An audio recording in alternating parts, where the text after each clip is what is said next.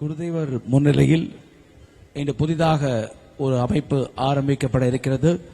Plus business leadership excellence through sustained spirituality. அதை நம்முடைய agro food chamber of commerce அதனுடைய நிறுவனர் திரு ரத்னவேலு அவர்கள் குருதேவருடைய கரங்களால் பொற்கரங்களால் அதனை துவக்கி வைக்குமாறு கேட்டுக்கொள்வார். தலைவர் திரு ரத்னவேலு அவர்களை பேச அழைக்கிறேன்.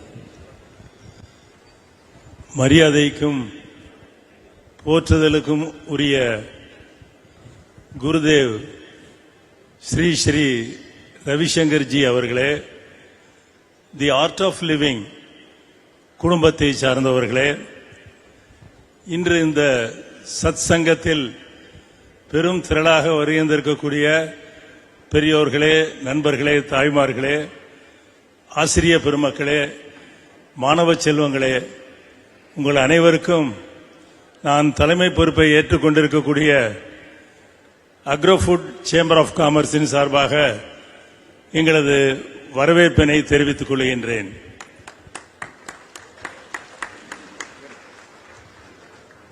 தியானத்திலே பழகி ஞானத்தை உணர்ந்து கானத்தை ரசித்து மகிழ்ச்சியாக இருக்கக்கூடிய இந்த ஒரு சூழ்நிலையில் ஒரு அருமையான அமைப்பை குருதேவ் அவர்கள் இப்பொழுது ஆரம்பிக்கவிருக்கின்றார்கள்.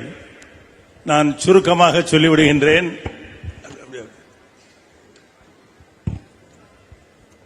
தொழில் வணிகம் செய்கின்றவர்கள் வளர்ச்சி அடைய வேண்டும் என்பதற்காக பல்வேறு தொழில் வர்த்தக சங்கங்களும் சரி, எங்களை போன்றவர்களும் நிறைய அவர்களுக்கு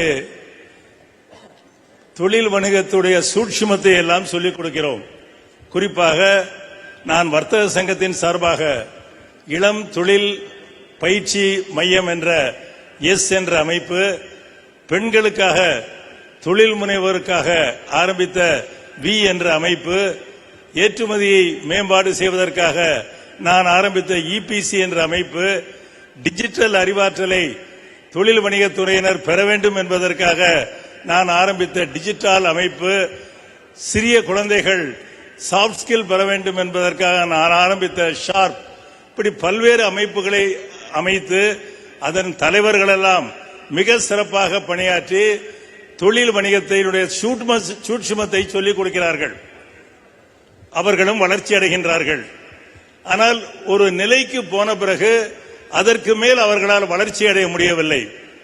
அவர்கள் அதே நிலையிலே இருக்கிறார்கள், இல்லாவிட்டால் பின்னுக்கு வருகிறார்கள்.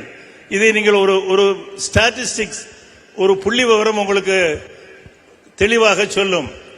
நன்றாக தெரிந்து கொள்ளுங்கள். அனைத்து இந்திய அளவிலே 634 லட்சம் MSME micro small and medium enterprises யூனிட்கள் இருக்கின்றன. 634 லட்சம். இதில் 630 லட்சம் மைக்ரோ யூனிட் மட்டும்தான். மைக்ரோ யூனிட் என்றால் அதனுடைய இன்வெஸ்ட்மெண்ட் 1 கோடி தான். ஸ்மால் என்றால் இன்வெஸ்ட்மெண்ட் 10 கோடி, மீடியம் என்றால் இன்வெஸ்ட்மெண்ட் 50 கோடி. இப்படி இருக்கையில் இந்த 634 லட்சத்தில் 630 லட்சம் 1 கோடி இன்வெஸ்ட்மெண்டில் இருக்கக்கூடிய மைக்ரோ யூனிட் தான். ஏன் அவர்கள் வளர்ச்சி அடைய முடியவில்லை? ஏன் அவர்கள் மைக்ரோவிலிருந்து ஸ்மாலாக ஆக முடியவில்லை? ஸ்மாலிலிருந்து ஏன் மீடியமாக வர முடியவில்லை? மீடியத்திலிருந்து ஏன் லார்ஜாக வர முடியவில்லை?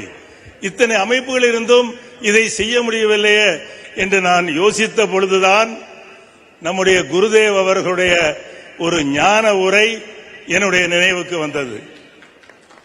நான் குருதேவ் அவர்களுடன் ஒரே மேடையிலே இருப்பது இது 2வது தடவை. 20 ஆண்டுகளுக்கு முன்னால் இதே டிசம்பர் மாதம் 2003ஆம் ஆண்டு டிசம்பர் மாதம் 5ஆம் தேதி வர்த்தக சங்கத்தின் சார்பாக குருதேவ் அவர்களை அழைத்து நான் கூட்டம் நடத்தினேன். அங்கே அவர்கள் சொன்ன அந்த ஞான உரை எனக்கு திடீரென ஒரு ஜுவாலையாக தெரிந்தது. என்ன சொன்னார்? வாழ்க்கை என்பது மரத்தை போன்றது. மரத்திலே கிளைகள் எல்லாம் புதிது, வேர் பழையது. அதே மாதிரி வாழ்க்கையிலே விஞ்ஞானம் என்பது புதிது, ஆன்மீகம் என்பது பழையது. மரத்திலே வேரும் கிளையும் சேர்ந்தால்தான் மரம். வாழ்க்கையிலே விஞ்ஞானமும் ஆன்மீகமும் சேர்ந்தால்தான் வாழ்க்கை என்று அவர்கள் சொன்னார்கள். அது மட்டுமல்ல, இன்னொன்றையும் சொன்னார்கள். நாம் வாழ்க்கையிலே வெற்றி பெற வேண்டுமானால் ஜாதி மத வேறுபாடுகளை பார்க்கக்கூடாது. எங்கே நல்லது கிடைக்கின்றதோ அதை தேடி நாம் செல்ல வேண்டும். இல்லாவிட்டால் நஷ்டம் நமக்குத்தான். அப்பொழுது சொன்னார்கள், 2003 நான் இப்பொழுதுதான் ஈராக்கிலே தி ஆர்ட் ஆஃப் லிவிங் வகுப்பை ஆரம்பித்து விட்டு வந்திருக்கிறேன் என்று அவர்கள் அன்று சொன்னார்கள். அது மட்டுமல்ல, கிறிஸ்தவர்கள், இஸ்லாமியர்கள், இந்துக்கள் என அனைவரும் சேர்ந்து நடத்துகின்ற சத் சங்கம்தான் உண்மையான ஆன்மீகம் என்றும் அவர்கள் அன்று அழுத்தம் திருத்தமாக சொன்னார்கள். இதெல்லாம் ஒரு ஜுவாலையாக திடீரென என்னுடைய நினைவுக்கு வந்தது. எனக்கு விடை கிடைத்தது. ஏன் நம்மவர்கள் ஒரு நிலைக்கு மேலே செல்ல மாட்டேங்கிறார்கள் தொழில் வணிகத்திலே என்று பார்க்கின்ற பொழுது, நாங்கள் சொல்லிக் கொடுக்கின்ற அந்த தத்துவங்கள் எல்லாம், அதாவது வணிக தத்துவங்கள் எல்லாம், அது பினான்ஸாக இருக்கட்டும், மார்க்கெட்டிங்காக இருக்கட்டும், பிளானிங்காக இருக்கட்டும், அல்லது லேபர் மேனேஜ்மெண்டாக இருக்கட்டும், இது அல்லது டிஜிட்டல் அறிவாற்றலாக இருக்கட்டும், இது எல்லாமே சயின்ஸ். உங்களுக்கு தெரியும், டெக்னாலஜியிலே இதெல்லாம் சயின்ஸ். இதிலே ஓரளவுக்கு வளர்ச்சி அடைகின்றார்கள். ஆனால் நிலைத்த நீடித்த எக்ஸலன்ஸ் அவர்களால் அச்சீவ் பண்ண முடியவில்லை என்றால், இந்த சயின்ஸுக்கு வேறாக இருக்கின்ற ஆன்மீகத்தை அவர்கள் கடைபிடிக்கவில்லை என்பதை நான் நன்றாக உணர்ந்தேன். அது மட்டுமல்ல, நீங்கள் படிக்காத சில தொழிலதிபர்களை பாருங்கள். அவர்கள் மிகச் சிறப்பாக செய்வார்கள். ஏனென்றால் சயின்ஸ் அறிவாற்றலை we can outsource, அதை நாம் அவர்களை சம்பளத்திற்கு வைத்துக் கொள்ளலாம். ஆனால் இந்த ஸ்பிரிச்சுவாலிட்டி இருக்கிறது, இந்த ஆன்மீகம் இருக்கிறது, இதை நாம் சம்பளத்துக்கு வைத்துக் கொள்ள முடியாது. So knowledge can be outsourced, spirituality cannot be outsourced. இதை நாம் தான் பழகி வர வேண்டும். அதை பழக்குவதற்காகத்தான் நாங்கள் எங்களுடைய வேளாண் உணவு தொழில் வர்த்தக சங்கத்தில் இருந்து பிளஸ் என்ற அமைப்பை நாங்கள் துவக்கி இருக்கிறோம். எங்களுடைய அருமை நண்பர்கள் எல்லாம் இதற்காக உழைக்க தயாராக இருக்கிறார்கள். பிளஸ் என்றால் என்ன? Business leadership excellence through sustained spirituality. தொழில் வணிகத்தில் சிறப்பு உயர்நிலை எய்த வேண்டுமே ஆனால் ஆன்மீக பழக்கம் இருந்தால்தான், ஆன்மீகத்தை கடைபிடித்தால் தான் முடியும். அதை இன்று நம்முடைய குருதேவ் அவர்கள் துவக்கி வைக்கின்றார்கள். மிக அருமையான ஒரு அமைப்பாக இந்த இயக்கம் நடைபெறுவதற்கு நான் குருதேவ் அவர்களுடைய அருள் ஆசியை வேண்டுகிறேன்.